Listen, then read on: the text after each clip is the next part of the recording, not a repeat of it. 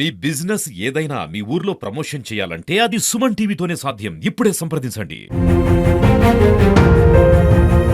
నిజామాబాద్ మార్కెట్లో ఆగిన పసుపు కొనుగోళ్లు. దీంతో మార్కెట్లో ఎక్కడ చూసినా పసుపు కుప్పలే. వ్యాపారులకు ఏజెంట్లకు మధ్యలో జరిగిన గొడవతో కన్నీరు పెడుతున్న రైతులు. ఇది నిజంగా గొడవనేనా, లేదంటే పసుపు ధర దించడానికి మరో రాజకీయ కుట్రనా?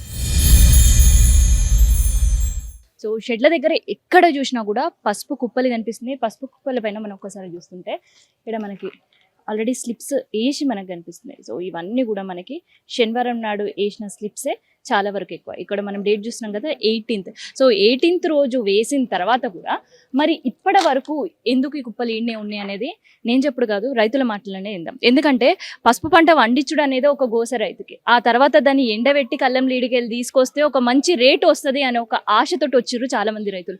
కానీ వాళ్ళ ఆశలను ఇక్కడ ఉండే వాళ్ళు నీరు గారుస్తున్నారని చెప్పొచ్చు. ఒకసారి వాళ్ళతోటి మాట్లాడదాం. కాక నీ పేరేంది? నా పేరు చంద్రయ్య మేడం. ఈడికెళ్ళి వచ్చిర్రు మీరు? జగిత్యాల వెల్దుర్తి. ఎప్పుడు వచ్చిర్రు? మొన్న వచ్చినాం 3 రోజులు. 3 రోజులే. నిన్న బీట అయితే అని మొన్న వచ్చినాం నైట్. అంచే అక్కడ నైట్ నింపుకొని రాత్రి పొద్దున వచ్చినాం వీడికి. వచ్చాక నిన్న బీట లెక్కనే బీట అయితే మేము అందరం సంబరం. నిన్న బీట అయితే వాళ్ళు వెళ్ళిపోతాము, వర్షం ఉంది, ఇంటికాడ ఇంకా పనులు ఉన్నాయి. అయితే నిన్న వేసారంటే వాళ్ళు ఓలో ఏం తప్పు చేసారో మాకు తెలియదు. నిన్న గీ టైం రాక అయితే అని సిట్టి ఆనగా కొట్టించింది మొత్తం. కొట్టించినాక అత్త అని 1-2 గంటలకు బీట పని చేసారు. ఏంటంటే చెప్పలే ఏం లేదు, మాకు ఇన్ఫర్మేషన్ చేయలేదు. ఇస్తే మేము ఒకరోజు ముందు అక్కడ ఆపేద్దాం. ఇప్పుడు వర్షం అవుతుంది, సూక్ వచ్చింది మాలు, ఇది తడితే ఇప్పుడు నష్టపోలు పోవాలి. అది మళ్ళీ ఇది పచ్చి అయింది అది ఇది అన్నీ అంటారు. దానికి ఎందుకు ఓళ్ళు బాధ్యత కావాలి? ఇప్పుడు ఈడ పోతే తడిసినా ఏం చేసినా మీరే కొన్ని బాధ్యత కావాలి మాకు.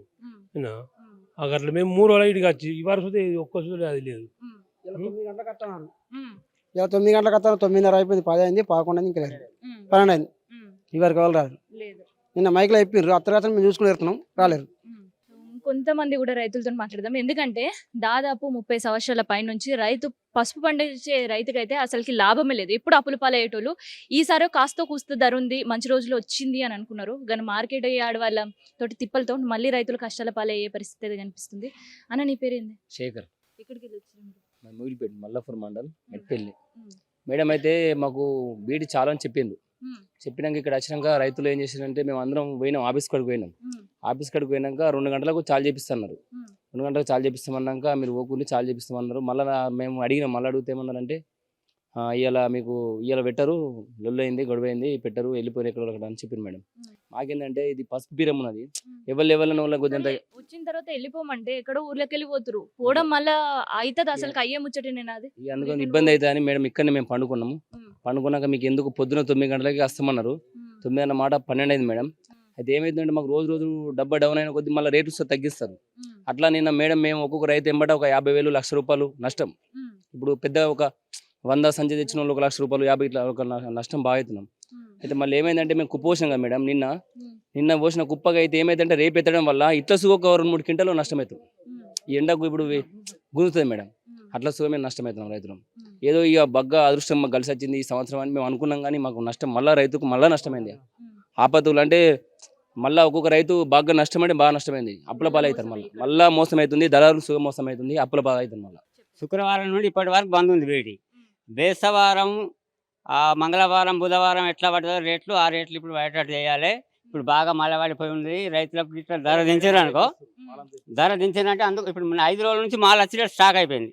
ఈ బాగా స్టాక్ చూసి వాళ్ళు 1000-2000 దించారు అనుకో, మేము మళ్ళీ డబ్బాలు అనుకునే కాలమే. అదే రేటు మన సోమవారం, మంగళవారం, బుధవారం ఏ రేట్లు ఉన్నాయో ఆ రేట్లు పెట్టేట్టు చూడాలి, మంచిగా ఉంటుంది. ఇప్పుడు ఏ రైతు పోయి ఇక్కడ మార్కెట్ ఆఫీసులో పోయి అడిగితే నీ మాల్ మంచిగా ఉంటే వాళ్ళే ధరలు పెడతా బాగుంటాడు.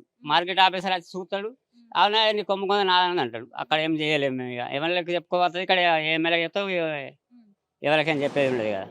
అట్లా మా రైతుని పట్టించుకోవటం లేరు. ఇక్కడనే కాదు, ఎక్కడైనా రైతులు పట్టించుకోవటం లేదు. నిర్మల్ డిస్టిక్ ముజ్జి గ్రామం. మేము నిన్న ప్రొద్దున వచ్చేసి అంటే నిన్న వ్యాపారులకు మా సేట్లకు ఏదో లొల్లైందంట. లొల్లైతే నిన్న బీట్ బంద్ చేసారు మేడం. అయితే ఇవాళ బీట్ చాలా అన్నారు.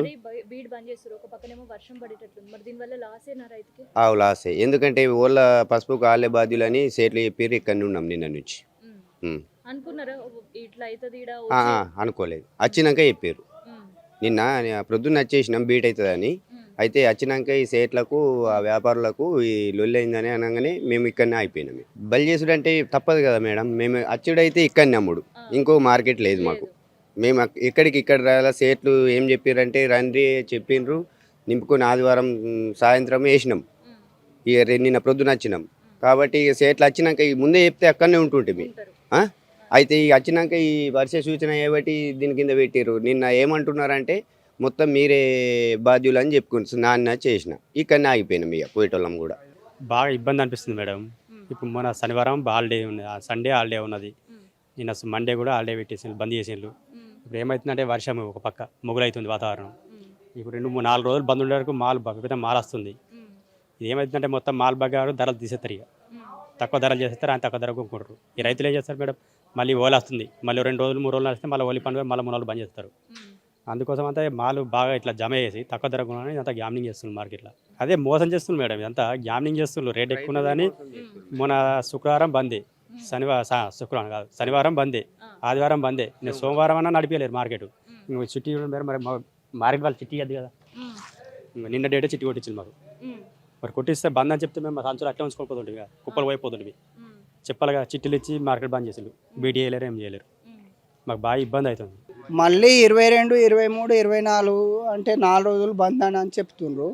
ఇప్పుడు ఈ 3-4 రోజుల లోపల మళ్ళీ మొత్తం మాల్ వచ్చేసి అంత జామ్ అయ్యి ఈ పాత మాల్ ఇదే జామ్ ఉన్నది. ఇంకా ఆళ్ళు తీసుకొచ్చి మళ్ళీ పోసి వీళ్ళంతా మేము ఇట్లా రైతులని గేమ్లింగ్ ఎందుకు చేస్తున్నారో మాకు అర్థం అవుతలేదు మేడం.